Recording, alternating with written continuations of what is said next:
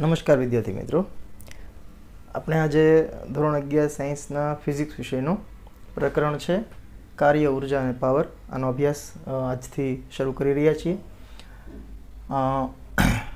સૌથી પહેલાં જે ટોપિક અહીંયા જે શબ્દ લખેલો છે કાર્ય, ત્યાંથી આપણે થોડી ઘણી શરૂઆત કરીશું. આજના લેક્ચરમાં આપણે કાર્ય વિશે થોડી ઘણી સમજૂતી મેળવીશું અને શક્ય હોય તો એકાદ બે દાખલામાં પણ જઈશું. આમ જોવા જાવ તો આ બધા વસ્તુ લગભગ આ જ નામથી ચેપ્ટર તમે ધોરણ 9ની અંદર ભણી ગયા હશો, પણ ધોરણ 9ની અંદર જે કંઈ તમે ભણ્યા હો કાર્ય, ઉર્જા, પાવરવાળું ચેપ્ટર, તો એમાં બધું થોડી ઉપર છેલ્લી માહિતી ભણ્યા હશો. હવે જ્યારે આપણે 11 સાયન્સના ફિઝિક્સ વિષયની અંદર જ્યારે આ ચેપ્ટર ભણીશું તો થોડું વધારે એને ડિટેલથી સારી રીતે સમજવા માટે પ્રયત્ન કરીશું, અને દાખલાઓ પણ એ પ્રકારના આ પાઠ્યપુસ્તકમાં હોય છે. તો શરૂ જ કરીએ આપણે સીધું, ખોટે બીજો કંઈ ટાઈમ ન વગાડતા આપણે ટોપિકમાં પહેલાં લખીશું કાર્ય. અહીંયા આપણે તમે આને એક કાર્ય વિશેની ટૂંક નોંધ પણ સમજી શકો. જે કંઈ જરૂરી મુદ્દાઓ છે એ હું લખીશ અહીંયા. તો ટાઇટલ આપી દઈએ કાર્ય. હવે કાર્ય એટલે શું? કાર્યને આપણે અંગ્રેજીમાં વર્ક કહીએ, પણ ફિઝિક્સમાં એની વ્યાખ્યા જો જોવા જઈએ, ધોરણ 9ની જો વ્યાખ્યા જોવા જાવ તો ધોરણ 9માં એવું કંઈક હતું કે ભાઈ કાર્ય એટલે શું, તો કે બળ ગુણ્યા સ્થાનાંતર. પણ 11 સાયન્સની અંદર જો આપણે કાર્યને વ્યાખ્યાયિત કરતા હોઈએ તો થોડું વધારે વ્યવસ્થિત રીતે એને લખવું પડશે, વ્યવસ્થિત એને અલગથી વ્યાખ્યા ટૂંકમાં કહેવી પડશે. માત્ર બળ ગુણ્યા સ્થાનાંતર નથી, એમાં થોડુંક વધારે એડ કરવાનું છે. 11 સાયન્સના લેવલથી જો આપણે વ્યાખ્યા લખીએ કાર્યની, તો કાર્ય જે છે ને એને આપણે આવી રીતે લખી શકીએ કે ભાઈ પદાર્થ પર લાગતા બળને આપણે અંગ્રેજીમાં ફોર્સ કહીએ, તો Fથી બતાવીશું.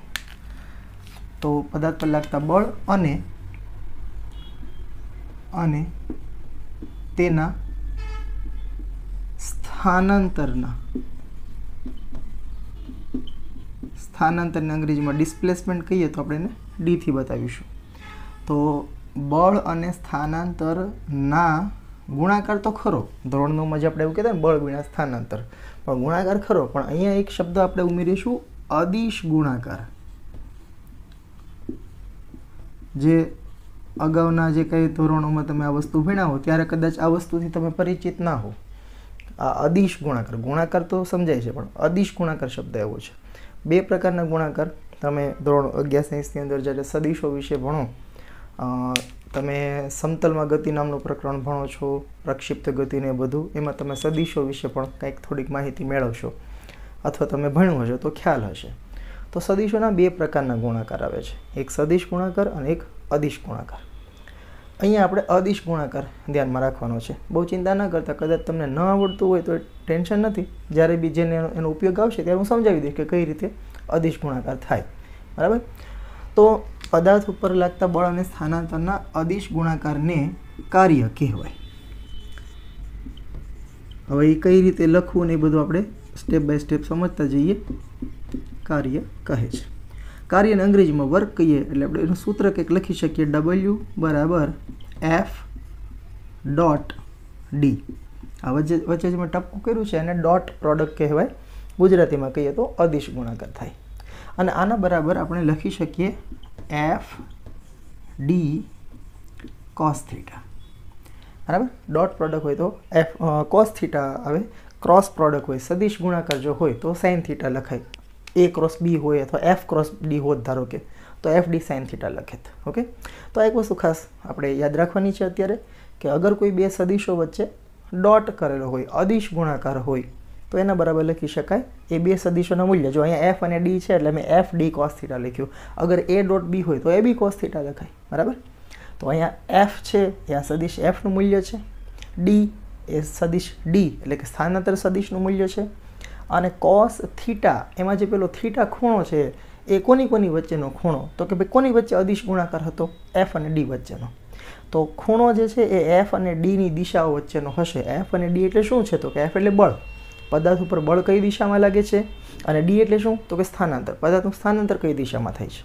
એ બંને વચ્ચેનો જે ખૂણો હોય એ ખૂણો અહીં આપણે લખવાનો છે સૂત્રમાં, બરાબર. તો આ થઈ ગઈ વાત કાર્યની બેઝિક વ્યાખ્યાની. હજુ આપણે થોડાક એક બે ઉદાહરણ જોઈશું, પછી બહુ સરળ વ્યાખ્યા તરફ હું તમને લઈ જઈશ. છેલ્લે એક વ્યવસ્થિત રીતે એની સમજૂતી તમને મળી જશે. તો આ થઈ ગઈ કાર્યની વ્યાખ્યા. કાર્યનું સૂત્ર FD cos થીટા અને એકમ ને પારિમાણિક સૂત્ર ને એની બધી જો આપણે વાત કરીએ તો કાર્યનો જે એકમ છે,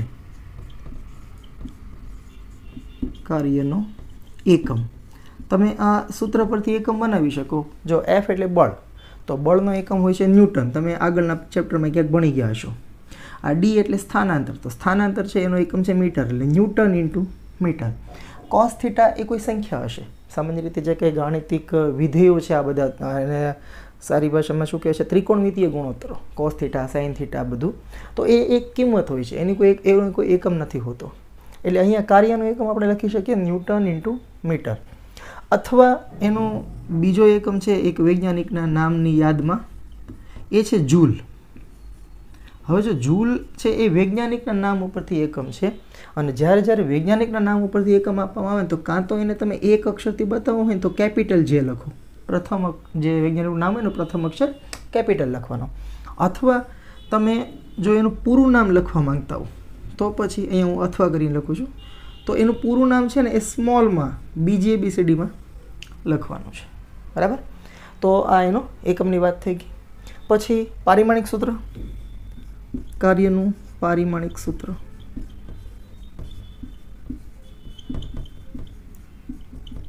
પારિમાણિક સૂત્ર શું બનશે? જો ન્યૂટન તમને યાદ હોય તો ન્યૂટન બળનો એકમ છે એટલે F બરાબર MA. M એટલે કે દળ, કિલોગ્રામ, પછી A એટલે પ્રવેગ, એટલે મીટર પર સેકન્ડ સ્ક્વેર. તો એના ઉપરથી તમે બનાવો તો ન્યૂટનનું પારિમાણિક સૂત્ર બનશે તમારે M1, આમ તો ચલો હું અહીંયા બનાવી દઉં તમને, M1 L1 T-2, અને એને ગુણ્યા આ મીટર છે એટલે હજુ બાજુમાં એક વખત L1 આવશે. એટલે ફાઇનલી તમે જોવા જાઓ ને તો આનો એકમ પારિમાણિક સૂત્ર છે એ M1 L2 T-2. આવું પારિમાણિક સૂત્ર છે એ કાર્યનું થશે. બરાબર? અને બીજી એક છેલ્લી વાત લખી દઈએ કે કાર્ય એ કેવી રાશિ છે? તો કાર્ય એ અદિશ રાશિ છે. બરાબર? અદિશ રાશિઓ અને સદિશ રાશિઓ અને એ બધું તમે સદિશ જ્યારે ભણાવો ત્યારે વાત આવી હશે. અને જો તમે આ ચેપ્ટર સુધી પહોંચ્યા છો તો લગભગ તમને એ ખ્યાલ જ હોય. જે ભૌતિક રાશિઓને મૂલ્ય સાથે દિશાની પણ જરૂર પડે દર્શાવવા માટે તો એને સદિશ રાશિ કહેવાય. અને જો દિશાની જરૂર ન પડે, માત્ર મૂલ્યથી જ કામ ચાલી જતું હોય તેવી અદિશ રાશિઓ કહેવાય. બરાબર? તો એ કાર્ય છે એ અદિશ રાશિ છે, એટલે કે એને દર્શાવવા માટે માત્ર મૂલ્ય જ કાફી છે, એમાં દિશાઓની કોઈ વાત નથી આવતી. અને બીજી પણ એક વાત તમે એમ સમજી શકો કે કાર્યનું સૂત્ર શું છે? F.D. F.D એમાં ડોટ પ્રોડક્ટ એ અદિશ ગુણાકાર છે. યાદ રાખજો, જેવો ગુણાકાર હોય ને એવી ભૌતિક રાશિ હોય. અહીંયા F અને D વચ્ચે અદિશ ગુણાકાર છે એટલે કાર્ય એ અદિશ રાશિ હશે. આ સિવાય તમારે ચાક ગતિવાળું ચેપ્ટર જ્યારે તમે ભણશો ને તો એમાં એક આવશે ટોર્ક. ટોર્કનું સૂત્ર છે R ક્રોસ F. ત્યાં સદિશ ગુણાકાર છે, તો સદિશ ગુણાકારથી મળતી ભૌતિક રાશિ છે ટોર્ક, મતલબ ટોર્ક સદિશ છે. બરાબર? આવું એક તમે યાદ રાખવા માટે પેલું કરી શકો. સારું, તો આ થઈ ગઈ કાર્ય વિશેની વાત. દરેકને આમ ખ્યાલ આવી ગયો હશે. કાર્યની મૂળ વ્યાખ્યા કંઈક આવી છે. બળ અને સ્થાનાંતરનો માત્ર ગુણાકાર નથી લખવાનો, પણ કેવો ગુણાકાર લખવાનો છે? અદિશ ગુણાકાર. સૂત્ર લખાય F.D. FD cos theta. F એ બળનું મૂલ્ય છે, D એ સ્થાનાંતરનું મૂલ્ય છે, અને cos થીટામાં જે પેલો થીટા છે એ ખૂણો કોના વચ્ચેનો છે? તો કે બળ અને સ્થાનાંતર વચ્ચેનો. બરાબર? પછી એના એકમને પારિમાણિક સૂત્ર, આ બધી વસ્તુ તો લગભગ હવે આપણને આદત પડી ગઈ હોય. તો આ વાત થઈ ગઈ કાર્યની. હવે આપણે એકાદ ઉદાહરણથી એને વ્યવસ્થિત સમજીએ કાર્ય કઈ રીતે મેળવવું. તો એક ઉદાહરણ અહીંયા આપણે લઈએ. આમ તો ચલો દેખાય જ છે તમને, એટલે એની યાદ લખી દો, ખોટું પૂછતો નથી. દાખલા તરીકે માનો કે આવું કંઈક કહેવામાં આવે તમને કે આ એક સપાટી છે અને આ સપાટી પર આપણે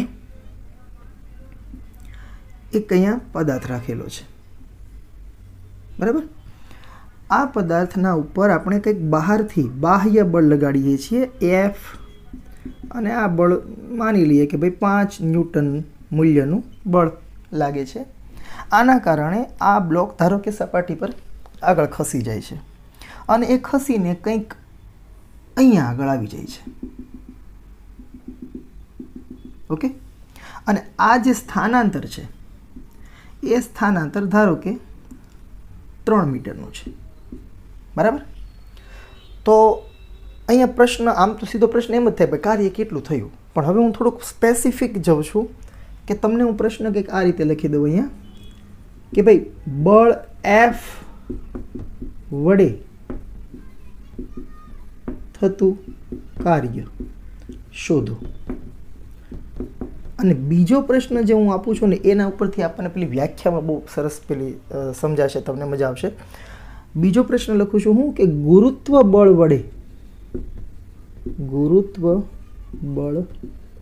વડે થતું કાર્ય શોધો. તો જો ફરી વખત આપણે મૂળ સૂત્ર ઉપર ટકી રહેવાનું છે કે ભાઈ કાર્ય એટલે શું? FD cos θ. હવે અહીંયા તમને એવું કીધું 5 ન્યૂટનનું બળ, જો બળ આમ બતાવ્યું છે આ દિશામાં છે, બરાબર.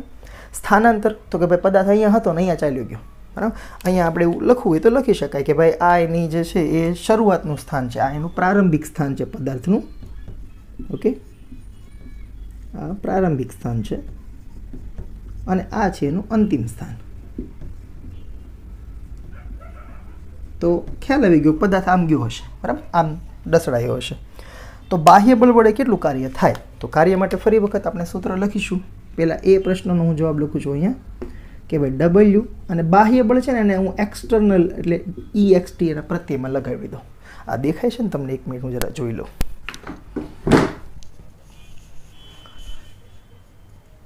હા, ઓકે, ચલો દેખાય છે. તો W એક્સટર્નલ છે, ત્યાં આપણે લખીશું F એક્સટર્નલ એટલે કે બાહ્ય બળ એને ગુણ્યા સ્થાનાંતર એને ગુણ્યા cos θ. અચ્છા, F એક્સટર્નલ બહારથી આપણે કેટલું બળ લગાડ્યું? તો કે 5 ન્યૂટન, એટલે અહીંયા લખીશું 5. પછી એને ગુણ્યા D સ્થાનાંતર કેટલું થયું? સ્થાનાંતર એટલે સ્થાનમાં થતો ફેરફાર. પદાર્થ અહીંયાથી સામે ગયો એ કેટલું અંતર કાંઈ પણ 3 મીટરનું, એટલે અહીંયા હું લખીશ 3. અને cos θ. થીટા એટલે મેં શું કીધું? થીટા એટલે કોની વચ્ચેનો ખૂણો? તો કે ભાઈ બળ અને સ્થાનાંતર વચ્ચેનો ખૂણો. તો અહીંયા તમે જુઓ કે પદાર્થ ઉપર બળ પણ આ દિશામાં લાગ્યું, પદાર્થનું સ્થાનાંતર એ જ દિશામાં થયું, બંને એક જ દિશામાં છે. કોઈ બે વસ્તુ એક જ દિશામાં હોય ને તેમની વચ્ચેનો ખૂણો 0 કહેવાય, બરાબર. આ રીતે આ બે એક જ દિશામાં તો ખૂણો 0 છે આ બે વચ્ચેનો. આમ હોય તો 90 કહેવાય, અને જો બે સામસામા હોય, બળ આમ લાગતું હોય સ્થાનાંતર આમ થતું હોય તો 180નો ખૂણો કહેવાય. ઓકે, તો અહીંયા આપણે લખીશું cos 0. cos 0ની કિંમત તો 1 થવાની છે. 3 × 5 15, એટલે અહીંયા જવાબ આવશે કાર્ય કેટલું થયું હતું કે ભાઈ 15 જૂલ. આઈ હોપ કે બધાને તમને ખ્યાલ આવી જ ગયો છે. બહુ સિમ્પલ પ્રશ્ન છે. હવે જે બીજો પ્રશ્ન છે ને એમાં ખાસ ધ્યાન આપવાનું છે. બીજો પ્રશ્ન શું છે? ગુરુત્વ બળ વડે થતું કાર્ય. ગુરુત્વ બળ એટલે શું? તો કે પૃથ્વીના ગુરુત્વાકર્ષણના લીધે લાગતું બળ, જેને આપણે વજન બળ પણ કહીએ છીએ. અને તમને લગભગ ખ્યાલ હોવો જોઈએ કે ભાઈ વજન બળ છે એ પૃથ્વીના કેન્દ્ર તરફ એટલે કે નીચે તરફ લાગે, જમીન તરફ, બરાબર. તો અત્યારે તમે જોવા જાઓ કે આ પદાર્થ છે એના ઉપર ગુરુત્વીય બળ ક્યાં લાગ્યું છે? નીચે તરફ, જેને આપણે વજન બળ mg થી લખતા હોઈએ સામાન્ય રીતે.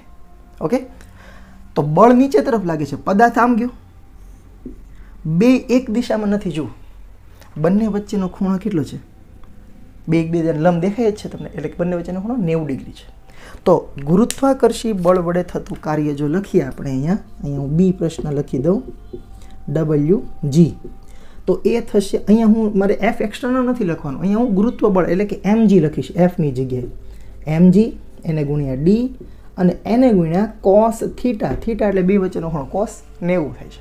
હવે અહીંયા mg d એવી કોઈ કિંમત મૂકવાની જરૂર નથી, બરાબર. કદાચ એવો પ્રશ્ન થાય કે આમાં m ક્યાં આપેલું છે, તમને પદાર્થનું દળ તો આપ્યું નથી, તો mg કેમ મેળવશું? પણ એની જરૂર જ નથી તમારે. cos 90ની કિંમત થાય 0, એટલે આખું પદ કેવું થઈ જશે? 0 થઈ જશે. એટલે હવે તમને ખ્યાલ આવ્યો હશે કે ભાઈ માત્ર બળ વિના સ્થાનાંતર નથી, બળ અને સ્થાનાંતરનો અદિશ ગુણાકાર છે. બે વચ્ચેનો ખૂણો પણ તમારે અહીંયા ધ્યાનમાં રાખવો પડે, બરાબર. જુઓ અહીંયા જો ખાલી આમને બળ વિના સ્થાનાંતર કરે જ ને આપણે, તો આપણે એવું કહીએ ધારો કે આનું દળ તમને આપ્યું હોય 2 કિલો, તો આનું mg થાય 20 ન્યૂટન, તો 20 ગુણ્યા આપણે 3 મીટર કરી નાખે.